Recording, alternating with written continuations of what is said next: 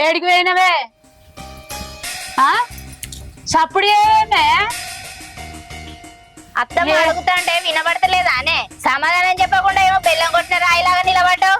సమాధానం చెప్పొచ్చు కదా. ఇంటికి పోయినవు ఏడముచ్చట పెట్టచ్చినవు ఇక నీ ఇష్టమేనా? గట్లెందుకు మాట్లాడుతున్నావు అత్తమ్మ? నేను మా ఫ్రెండ్ దగ్గరకు పోయేత్తన్నా. ఏడవ పెండు ఏడ దొరికిండు నీ కలకలు దొరికిండు పెండు మాకెడకలేని పెండు నీకేడికచ్చే బాలే ఉన్నావు పో.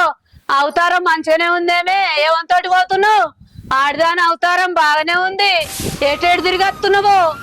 ఏమైందే నోరు లేస్తలేదు? ఏవంతోటి పోయినవే? అత్తమ్మ నువ్వేమన్నా పడుతున్నా కదా అని నీ ఇష్టం వచ్చినట్టు మాటలకు చెప్తున్నా.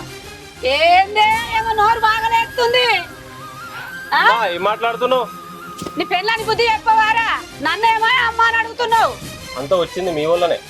అమ్మా ఏందో ఏంటిదో తెలుసుకోకుండా మాట్లాడకు నువ్వు ఇట్లా. ఏడిపోయిందో తెలుసా నీకు? వదిన అనే మాటలకు వేరే కాపురం పెడదామని వాళ్ళ ఫ్రెండ్ రూమ్ ఉందంటే చూడనికి పోయింది భవాని. అది తెలుసా మీకు? ఎన్నిసార్లు ఇంట్లోకి వెళ్ళి పోదామన్నా కూడా నేనే ఆపిన, సర్దుబాటు చేసిన. వదిన మీ గట్టిన ఇంట్లో ఉంటారా మీరు, ఎన్ని రోజులు ఉంటారా అని చెప్పేసి భవానీతోటి ఎన్నోసార్లు చెప్పింది. అయినా కూడా నేను ఆపిన.